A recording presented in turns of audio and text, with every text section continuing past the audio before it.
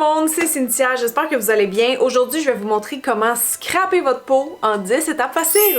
Sans blague, là, si vous voulez avoir une belle peau, une barrière cutanée en santé, ne faites pas les 10 points suivants. Si vous avez une peau sèche, qui a des rougeurs, qui est sensible, qui est réactive, il y a des bonnes chances que vous faites une ou des erreurs parmi les suivantes. Et même si vous vous dites, ben non, moi ma peau elle va bien, tout va bien, j'ai pas la peau sensible, écoutez pareil, parce que ça se peut que les erreurs que vous faites aujourd'hui causent de la sensibilité demain. Oui, ça se peut des cas génétiques de peau atopique, mais la plupart du temps, quand la barrière cutanée est endommagée, c'est dû à des facteurs externes. Donc souvent nous, par des mauvais choix qu'on fait dans notre routine, donc on va démystifier tout ça aujourd'hui avec vous. Et je dis on parce que j'ai des experts invités, je suis super contente. Donc je vais laisser immédiatement parole à mes acolytes, soit Eve, Cyril et Amélie. Bonjour, je me présente. Mon nom c'est Eve Hudon, propriétaire de la clinique Espace Skins Montréal. Allô, je m'appelle Amélie, je suis esthéticienne depuis 12 ans et derrière moi, je me considère plus comme une facialiste parce que j'offre des expériences de soins du visage avec mon entreprise Esthéticienne Bohème. Hello tout le monde, j'espère que vous allez bien. Je suis Cyril Laurent, je suis un YouTuber et j'ai également un compte Instagram. Et je vous parle beaucoup du soin de la peau avec un gros twist scientifique. J'ai un doctorat en biologie des cellules souches et j'ai également été un chercheur. Récemment, j'ai aussi lancé ma propre marque de soins de la peau, de skincare qui s'appelle Sila. La première étape pour scraper en bon québécois sa barrière cutanée, donc l'endommager, c'est une erreur qui est pourtant très commune, c'est de se laver le visage à l'eau chaude, genre très chaude, genre dans la douche. Si vous aimez comme moi prendre des bains ou des douches quand même assez chauds, hein, tu sais, surtout en ce moment on est encore l'hiver, attention! La peau du corps est plus épaisse que celle du visage, donc je vous dis pas que c'est nécessairement bon pour la peau du corps l'eau chaude, mais je vous dis que c'est pire sur le visage. Si vous lavez votre visage dans la douche avec de l'eau chaude, à moyen long terme, là, des fois ça peut se produire en dedans de quelques semaines, quelques mois, vous allez pouvoir remarquer peut-être que votre peau s'en vient plus sensible, plus réactive. L'eau chaude qui est comme l'étape zéro un peu, c'est comme si on perd une longueur d'avance, là, tu sais, comme vos soins par après vont pas être aussi hydratants. Le pire, c'est si vous faites comme mon chum, que j'arrive pas à raisonner d'ailleurs, vous vous lavez le visage dans la douche avec des produits décapants et que vous vous crémez pas après. C'est la pire affaire parce que là tu décapes puis tu viens même pas compenser par après. Je pense que vous le savez, mais en fait l'ensemble de notre corps est à 37 degrés et c'est pour une bonne raison, c'est parce qu'en fait notre biologie, le fonctionnement de nos cellules est à 35. Donc si jamais vous choquez littéralement vos cellules en utilisant de l'eau beaucoup trop chaude, ce qui va se passer, c'est que les cellules vont être stressées et vont se mettre à fabriquer d'ailleurs des protéines particulières,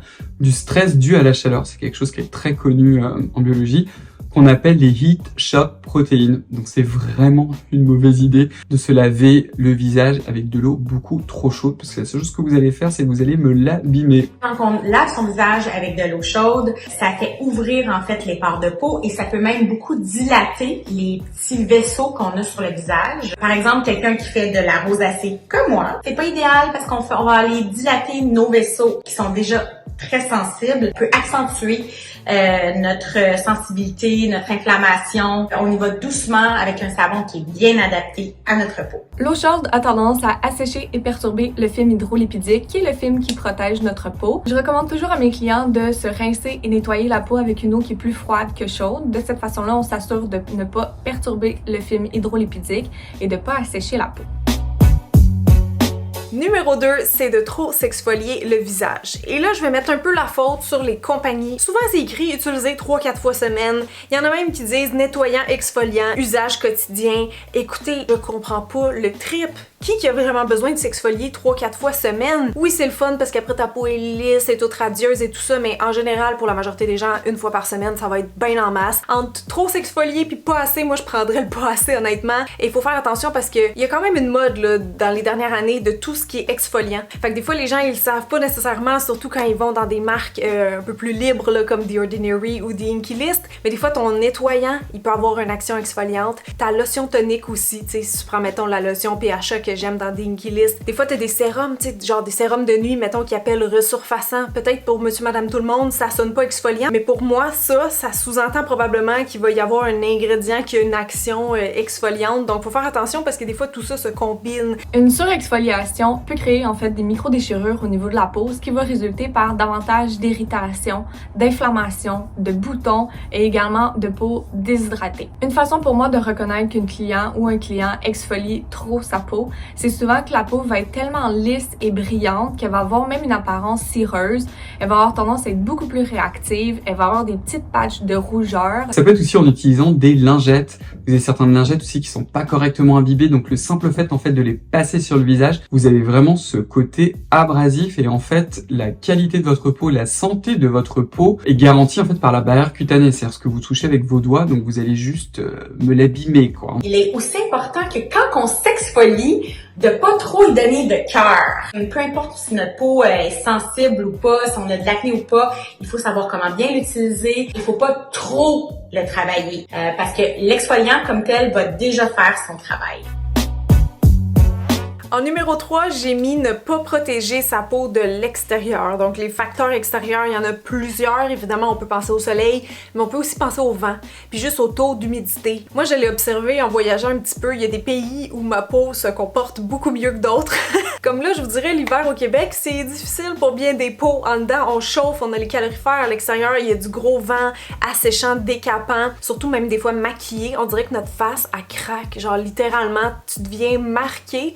Donc ça, c'est tous des facteurs extérieurs, là, pas nécessairement le soleil, c'est comme le vent puis le taux d'humidité. Donc où je veux en venir, c'est bien sûr quand vous faites surtout comme des sports d'hiver, des choses comme ça, de bien protéger sa peau avant, c'est-à-dire de prendre une bonne crème barrière, genre le Peau CeraVe ou n'importe quoi, mais tu sais, quelque chose d'assez épais. Quand il fait très froid, en fait, on est dans un climat qui est très agressif pour la barrière cutanée et qui est surtout extrêmement desséchant. Hein. L'hiver, on sent vraiment le vent qui vous lacère là le visage, ça fait mal. Ce que ça crée, c'est une déshydratation intense. Donc c'est vraiment important de justement, quand on va sortir dehors, d'utiliser vraiment ces crèmes qui sont très occlusives pour empêcher en fait que cette eau va s'évaporer. Ici au Québec, on a la chance d'avoir 4 magnifiques saisons. Par contre, l'hiver, quand il fait froid à l'extérieur, souvent on a le chauffage à l'intérieur et le clash de température, des fois, peut vraiment impacter notre peau. Fait qu'elle peut être plus déshydratée, plus sèche, avoir tendance à faire de l'eczéma. Le chauffage, le manque d'humidité, le soleil, les sports d'hiver qu'on va faire, le froid à l'extérieur. C'est super important d'adapter sa routine. Et même chose si jamais vous avez un foyer au bois à la maison. Moi, je le vois beaucoup en cabine. Je suis capable de voir qui a un foyer au bois juste avec la qualité de l'hydratation de la peau. Donc, ce que je recommande, c'est vraiment d'utiliser un humidificateur la nuit à côté de son lit. Ça va aider un petit peu à rééquilibrer l'humidité dans la peau, chose qui est vraiment importante pour que la peau soit bien hydratée, repulpée et surtout très lumineuse.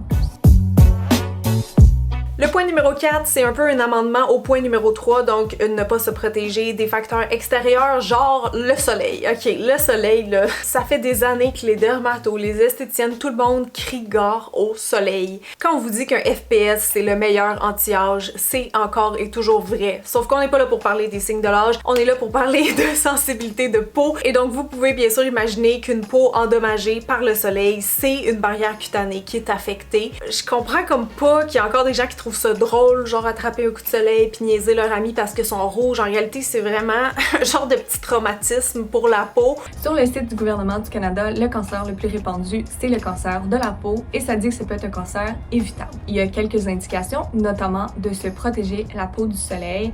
Ça a l'air vraiment anodin puis souvent on le fait pas jusqu'à temps qu'on ait des petites choses sur notre peau qui font en sorte qu'on veut le faire. Je vois pas aucun intérêt en fait à négliger encore la crème solaire. Puis été comme hiver, en fait, à chaque fois qu'on sort dehors, ça serait l'idéal. C'est sûr que l'été c'est pire, le soleil est plus fort, mais l'hiver, le soleil il reflète sur la neige. Mon chum l'autre fois il est allé à pêche à la glace, là, il est revenu avec un coup de soleil d'en face. Non seulement les UV ils arrivent du haut parce qu'ils viennent du soleil, ils passent à travers les nuages, mais ils sont aussi reflétés par la neige. Donc faites attention aussi à cela. C'est sûr qu'en été, on est plus souvent sorti dehors, donc on s'expose plus.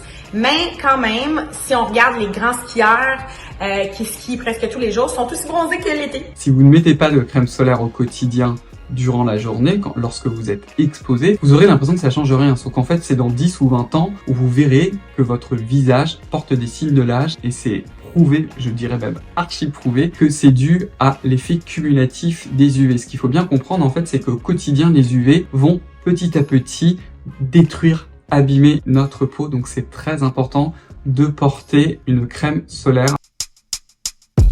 Numéro 5, c'est de ne pas utiliser des produits adaptés pour sa peau. Alors là, évidemment, je sous-entends les types de peau, mais pas que. C'est-à-dire que si, par exemple, vous avez une peau mixte en réalité et que vous la traitez comme une peau grasse parce que vous dites « Oh mon Dieu, j'ai 1 ou 2 boutons », ce qui est tout à fait normal en passant, mais que c'est ça, vous y allez comme à fond la caisse dans une gamme anti-acné purifiante, ou vous avez une peau sèche, mais vous la traitez comme une peau déshydratée ou vice-versa. Tu sais, il y a plein d'exemples. C'est vraiment très fréquent que les gens se trompent. Ce qui peut arriver avec ça, c'est qu'on aggrave, bon, certaines problématiques beauté. Donc, ça peut être frustrant parce qu'on perd du temps, de l'argent, puis on se crée des problèmes en fait sans le vouloir, sans le savoir. Disons que ma routine aujourd'hui à 30 ans est plus tweakée que quand j'avais mettons 20 ans. Puis ça fait une grosse différence, mais c'est beaucoup une affaire d'essai-erreur puis d'observation. Mais si vous êtes vraiment perdu là-dedans, n'hésitez pas à aller voir des professionnels. On a souvent des clients qui viennent en clinique et qui croient que leur peau elle est mixte, grasse, peau sèche, peau sensible, et puis finalement on détruit toutes ces pensées puis on leur dit après une évaluation clinique, on leur dit quel type de peau qu'ils ont et on adapte la routine en conséquence. Si vous avez justement une peau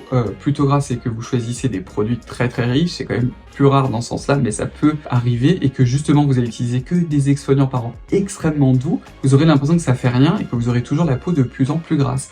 Donc c'est vraiment important de choisir des produits qui sont adaptés à votre type de peau. Ce que je vois beaucoup en cabine, c'est des clients qui achètent des produits parce qu'ils voient leurs influenceurs préférés sur les réseaux sociaux, des gens qui aiment suivre, utiliser des produits, mais c'est pas parce que ça va pour cette personne-là, que ça va pour moi, que ça va pour Cynthia, que ça va être forcément la même chose pour vous. Outre les types de peau, il y a aussi les cas de peau sensible qui utilisent des gammes 100% naturelles. Ça mérite un petit point parce que je l'ai tellement vu en exemple dans mes DM au courant de l'année dernière, des gens qui avaient pas nécessairement la peau sensible dès le départ, mais qui ont développé une sensibilité parce qu'ils utilisaient des produits naturels qui sont pas nécessairement doux, on va dire. Tu sais, des marques des fois qui utilisent des hauts pourcentages d'ingrédients actifs, avec ben des extraits botaniques, des huiles essentielles, des parfums naturels, des affaires comme ça qu'on sait que c'est irritant. Moi, ça me surprend pas qu'à long terme ça fasse ça. Je veux dire, j'avais même une fille qui me parlait qu'elle avait de la coupe rose, puis elle m'envoie la liste des ingrédients de sa crème qui était longue de même, que des extraits de plantes. J'étais genre, my god, mais c'est parce que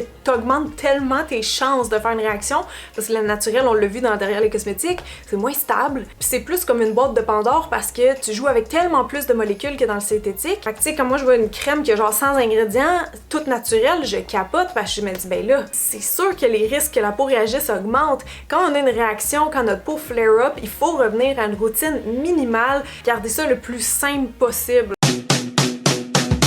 Le 6e point, il est peut-être moins évident. C'est quelque chose que moi j'ai fait un peu peut-être plus jeune puis que je m'en rendais pas compte, c'est de pas bien laver son visage, de pas avoir une routine démaquillage, nettoyage qui va être complète ou adaptée. Parce que ce que je me disais, c'est imaginer quelqu'un qui à tous les soirs pense qu'il se démaquille bien, mettons on fait juste passer vite de l'eau micellaire, call it a day, genre met sa crème de nuit par-dessus, le lendemain il fait rien, remet de la crème. C'est sûr qu'à un moment donné, je veux dire, il y a des résidus qui vont s'accumuler, qui vont non seulement ternir le teint, mais qui pourraient peut-être à long terme même causer des boutons, causer aussi même carrément des irritations. Même chose si vous coucher maquillé. Moi, je fais jamais ça, je suis pas capable, mais... Souvent, on va penser que de prendre une eau micellaire pour la peau, c'est de se nettoyer la peau. Alors, je vous dis que non. Je vous annonce ça aujourd'hui. Oui. Fin de journée, vous prenez une petite eau micellaire. Ça, c'est très populaire, par exemple, en France, avec un coton à peine imbibé, bam, et puis vous passez à la suite. La qualité de votre peau, en fait, elle est vraiment conditionnée par comment vous vous nettoyez le visage. Moi, ce que je recommande toujours, en particulier le soir, c'est de faire ce qu'on appelle le double nettoyage. Donc soit d'utiliser une huile démaquillante et un baume démaquillant que vous allez appliquer en fait sur peau sèche. Vous passez du temps à vous masser avec le bout de vos petits doigts. Et quand je dis passer le temps, c'est environ 1 minute. Ensuite, vous rincez et vous utilisez un second nettoyant à base d'eau que vous choisissez en fonction de votre type de peau. Et là encore, vous passez une bonne minute. Vous allez voir en fait que sur le long terme, ça va vraiment changer votre peau et vous aurez une peau beaucoup plus jolie. Pour moi, un bon nettoyage de la peau, c'est vraiment un nettoyage qui est fait avec intention et douceur, puis au moins 1 minute. Donc, si par exemple vous faites le double nettoyage, c'est 1 minute pour l'huile nettoyante et 1 minute pour votre nettoyant en base d'eau. Et c'est important de le faire matin et soir. Matin parce qu'on a dormi toute la nuit sur un oreiller qui a des bactéries. Et soir parce qu'on a passé toute la journée en fait à travailler ou faire peu importe l'activité qu'on a fait. On a sué, on s'est exposé, on a mis de la crème, on s'est maquillé. Donc très très très important de faire ces deux nettoyages-là. Comme les dents. C'est exactement le même principe. Attention si vous nettoyez la peau avec seulement de l'huile de coco. L'huile de coco a un indice comédogène vraiment élevé et c'est une huile qui se liquéfie et qui durcit lorsqu'il fait chaud ou qu'il fait froid. Donc de cette façon-là, des fois ça peut obstruer davantage les pores de peau. Je le vois beaucoup en cabine, il y a des gens qui sont super congestionnés. Puis sinon, faites le double nettoyage après. Utilisez un nettoyant à base d'eau si vous voulez absolument utiliser l'huile de coco ou si vous trouvez que ça fonctionne bien pour vous. Point numéro 7, c'est d'utiliser des ingrédients qui sont irritants ou d'en utiliser trop fréquemment, etc. Les ingrédients irritants, ils peuvent être n'importe où en fait. Ils peuvent être dans votre démaquillant, dans votre nettoyant, dans votre crème de jour, peu importe. Mais souvent, moi je pense aussi à des ingrédients actifs qui peuvent l'être. Donc souvent ça se retrouve plus à l'étape sérum. Je pense que vous l'avez vu avec des marques, je pense typiquement à The Ordinary. On a eu en fait une explosion finalement des actifs, donc on va se ruer dessus. C'est vraiment important d'abord que quand vous choisissez un actif, que vous posiez la question, est-ce que c'est vraiment un actif pour moi? Tout le monde n'a pas besoin forcément des mêmes actifs, donc ça c'est le premier élément. Mais sinon, il y a quand même certains ingrédients qui vont être plus irritants par nature, donc des fois des familles d'ingrédients comme les rétinoïdes qui sont des excellents anti-âge, mais qui sont connus pour être potentiellement irritants chez bien des personnes. Il y a la vitamine C aussi que certaines personnes ne tolèrent pas. Qu'est-ce qu'on a encore? Ben, il y a toutes sortes d'exfoliants là, encore là, qui peuvent provoquer des réactions, donc je sais pas moi, de l'acide glycolique par exemple. Des fois c'est aussi une question de pourcentage. Avec le rétinol, vous avez plusieurs concentrations sur le marché, c'est quand même une très très mauvaise idée de commencer avec un 1% rétinol. Il vaut mieux commencer avec un 0,3%. Et quand vous allez les intégrer, là encore il y a une méthode. Quand vous avez plusieurs actifs, on ne les intègre jamais tous d'un coup, parce que sinon c'est la porte ouverte à l'irritation. C'est bien de doser ces routines. C'est important en fait de les doser, d'avoir un hydratant, d'avoir un peu d'actif si on en a besoin. Et si on a aussi le type de peau qui est adapté. Par exemple, je donne un exemple, moi, je fais de la rosacée, donc je dois faire extrêmement attention avec une vitamine C, avec un rétinol. Pas que je peux pas en mettre, mais il faut que je sache comment l'appliquer, combien de fois l'appliquer et où l'appliquer dans mon visage. Je peux pas l'appliquer partout. Si je peux vous donner un petit truc avant d'ajouter des actifs dans votre routine, c'est de faire un patch test. On le fait souvent dans le pli du coude, sinon ça peut être devant les oreilles. De cette façon-là, on s'assure que si jamais on a à faire une réaction, on va la faire sur une petite région de notre visage. 8e façon d'endommager sa barrière cutanée, c'est tout en fait les frottements mécaniques, donc l'action entre autres de jouer avec sa peau. J'entends par là par exemple jouer avec ses boutons ou sinon la dermatillomanie. Qu'on commence à parler de plus en plus, mais dans le fond c'est le fait de triturer sa peau, tu sais, d'être vraiment comme des fois carrément en transe dans le miroir. Les gens tombent dans la lune, c'est souvent en fait une forme de stress, mais les gens qui souffrent de dermatillomanie, c'est ça, ils vont beaucoup jouer avec leur peau, les points noirs, les boutons, tout ça. C'est créer en fait vraiment des lésions sans le vouloir à force de essayer de contrôler des choses dans son visage ou essayer d'avoir une peau plus que parfaite et tout ça. Donc bien sûr, un peu comme le point numéro 2 qui était trop s'exfolier, tout frottement excessif sur la peau, que ce soit induit par les doigts, par un outil ou par un produit, c'est sûr que c'est jamais bon pour la barrière cutanée. T'sais, à long terme, ça peut l'endommager, surtout quand on crée des lésions. Après ça peut ouvrir la porte peut-être aux bactéries, là, surtout dans le cas de l'acné, là, comme ça va vraiment proliférer. Mes clients m'entendent souvent dire il vaut mieux avoir un bouton de 3 jours qu'une cicatrice pour le restant de ses jours. Ça a l'air intense comme ça, mais c'est vrai, souvent les boutons restent pas tant longtemps, fait que 2 à 4 jours. Si on joue avec, on le perce, ça fait éclater l'inflammation qui est sous-cutanée et ça retarde la cicatrisation et il y a plus de chances de nous laisser une cicatrice creuse, une cicatrice pigmentée également. La 8e erreur, c'est une erreur qui me parle beaucoup parce que je suis une de ces personnes. Je suis vraiment cordonnier mal chaussé. J'ai moi-même une clinique médico-esthétique et puis je peux vous dire que mon stress passe dans mon visage depuis que je suis très jeune et puis on le sait là. on est les premiers à le savoir. On essaie d'éduquer la clientèle comme quoi que quand on commence justement à jouer dans son visage et tout, on amène d'autres bactéries, on peut débalancer notre pH, on se fait des bobos, on se fait des cicatrices, ça empire notre visage, notre estime de soi est touchée. Donc, c'est de trouver des outils pour nous aider à contrôler en fait cet effet-là où on va aller se toucher au visage. C'est très, très, très important. Mon meilleur truc pour quelqu'un qui peut pas s'empêcher de jouer avec ses boutons ou d'avoir les mains au visage, c'est d'utiliser des patchs localement sur les boutons. De cette façon-là, on peut pas toucher à notre bouton les mains sales, donc ça prolifère pas l'acné. Et en plus, ça aide le bouton à cicatriser parce qu'il y en a de besoin.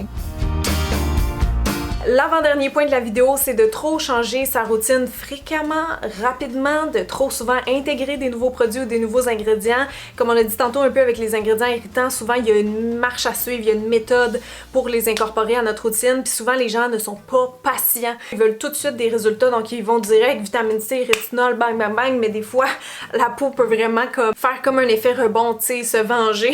Fait qu'écoutez-moi bien, c'est toujours conseillé d'intégrer progressivement, de faire progressivement en fait des switches dans sa routine, pas tout faire un 360 du jour au lendemain. Ça va nous aider aussi vraiment à bien comprendre notre peau et ses besoins. Par exemple, vous achetez plein de produits avec plein d'actifs dedans, comme des BHA, de l'acide glycolique, l'acide salicylique, du rétinol, et que vous mélangez tout ça ensemble, votre peau va très fortement réagir. Puis après, ça va être vraiment long avant de retrouver la santé de votre peau. Et c'est la même chose si jamais vous avez quelque chose sur votre visage que vous aimeriez travailler, que ce soit l'acné, les taches pigmentaires, l'éclat au niveau du teint. Quand on achète une routine, il faut la tester pendant au moins minimum 4 semaines. Je donne un exemple, par exemple, avec la vitamine C. La vitamine C, on va voir le résultat. Après 6 mois, 1 an, 1 an et demi, 2 ans, c'est vraiment là qu'on va pouvoir voir la différence. Changez pas toujours de produit à chaque semaine parce que vous en avez découvert un nouveau. Il y a certains produits qui prennent du temps, voire des semaines avant de voir des résultats sur la peau. Pour le numéro 10, j'hésitais entre plusieurs erreurs. C'est sûr que le côté barrière cutanée, tout ce qui peut l'affecter, après ça on a pas mal fait le tour honnêtement, mais j'avais le goût de mettre en numéro 10 une erreur qui est quand même assez fréquente, que des fois c'est les copains qui font ça, pas tout le temps, mais souvent moi c'est des gars que j'ai entendu faire ça, c'est de laver son visage avec une barre de savon. Moi, je vais vous dire très honnêtement, j'en ai connu des gens, des clients qui ont utilisé des barres de savon pendant des années, jusqu'à l'âge de 30 quelques années, puis ont des très belles peaux. Mais c'est rare. C'est très rare. C'est dans un pourcentage rare. Les barres de savon sont pas faites, c'est écrit dessus. C'est fait pour laver le corps. La peau du visage est complètement différente de la peau du corps. D'ailleurs, on peut voir que même sur notre visage, notre texture de peau est pas pareille. Par exemple, les joues versus le contour des yeux, c'est deux choses complètement différentes. En tant qu'esthéticienne, on recommande rarement d'utiliser un savon en barre pour le visage. Et la raison pour ça, c'est parce que les savons contiennent des tensioactifs qui ont tendance à perturber le film hydrolipidique et à assécher la peau. Le savon, en fait, le type de molécules d'ingrédients nettoyants dedans sont issus d'une réaction chimique qu'on appelle la saponification.